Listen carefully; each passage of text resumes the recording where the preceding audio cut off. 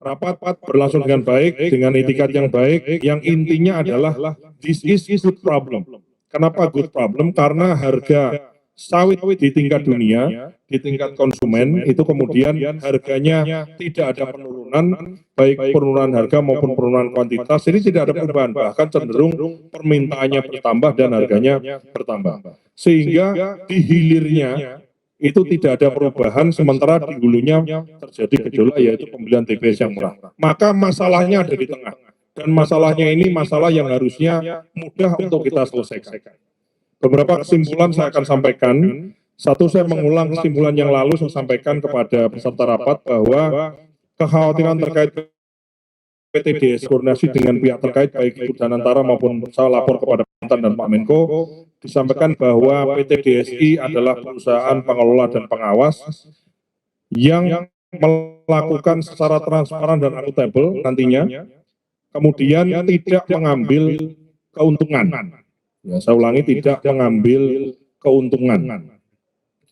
Selain itu juga kemudian ada tahapannya, sehingga kami berharap setelah ini tidak ada lagi kekhawatiran, khususnya adalah pengusaha di hilir dari industri sawit ini, yaitu siapa? Refinery dan juga adalah eksportir.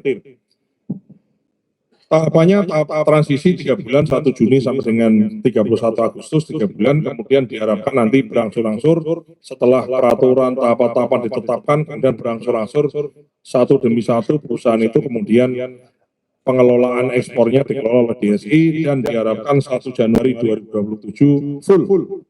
Baik itu komoditas sawit, batubara, dan juga komoditas satu lagi yang terkait besi itu kemudian dikelola oleh DSI.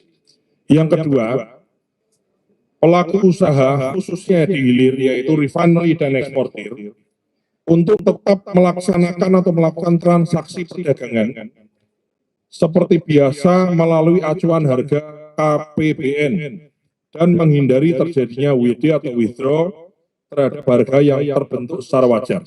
Jadi ada pembentukan harga lelang di KPBN mengacu pada harga CPO dunia dan lain-lain, dan kita menginginkan dan kami meminta kepada pelaku usaha sawit di hilir itu acuan KPBN itu jadi acuan dan kemudian hindarkan withdraw, sehingga begitu pembelian besar dengan harga yang baik, sekali lagi karena di luar negeri sana harganya nggak ada perubahan dan juga tidak ada perubahan permintaan dalam volume, sehingga diharapkan pembeliannya besar, sehingga ini berimbas ya efek dominonya kepada PKS dan juga pembelian TBS di tingkat petani bisa sesuai dengan ketentuan atau ketetapan yang ditetapkan.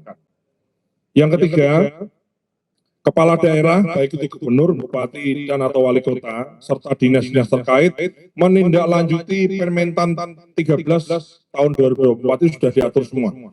Tata kelolanya, khususnya ya adalah dalam penetapan harga TBS untuk mitra plasma dan mitra swadaya.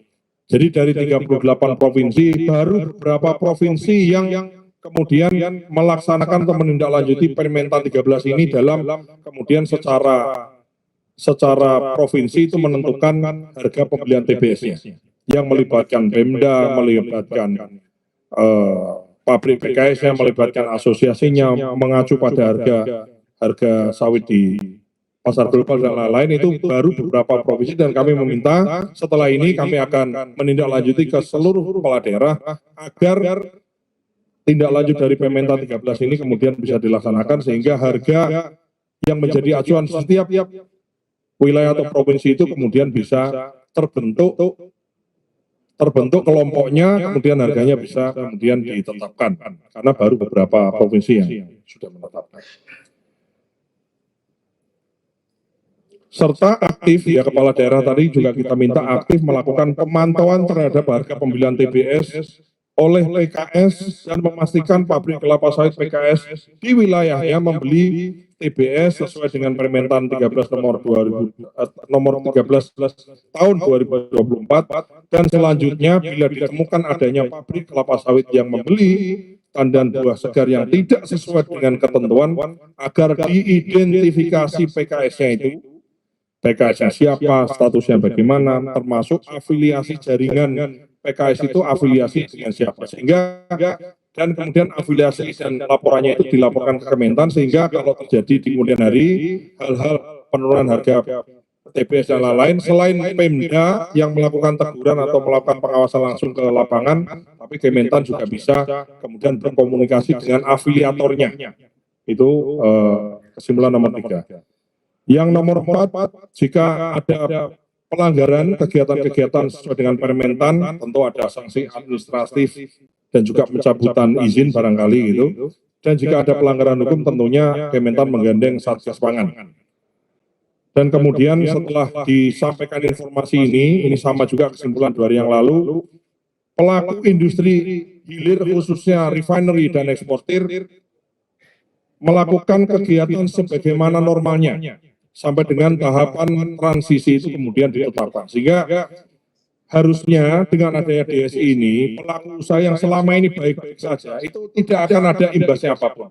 Tidak akan ada perubahan, tidak akan dirugikan. Ya.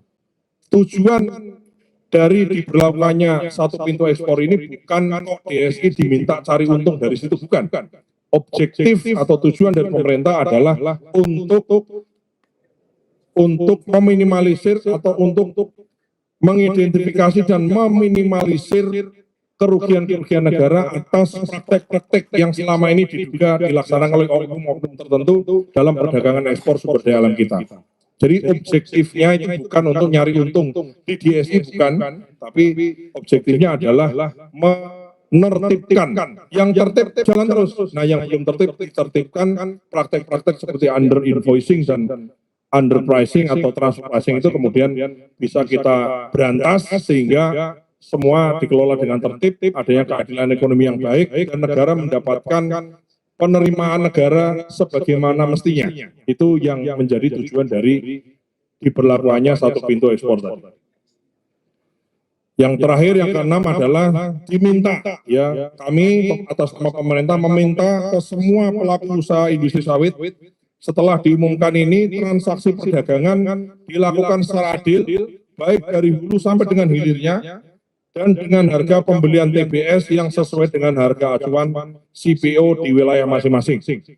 Dan kesimpulan ini sudah ditandatangani oleh berbagai pihak yang hadir, baik pihak asosiasi, kemudian perusahaan eksportir maupun perusahaan refinery, dan juga dari kami pengampu kebijakannya dari Kementerian Pertanian, yaitu Direktorat Jenderal Perkebunan Kementerian Pertanian. Saya kira itu.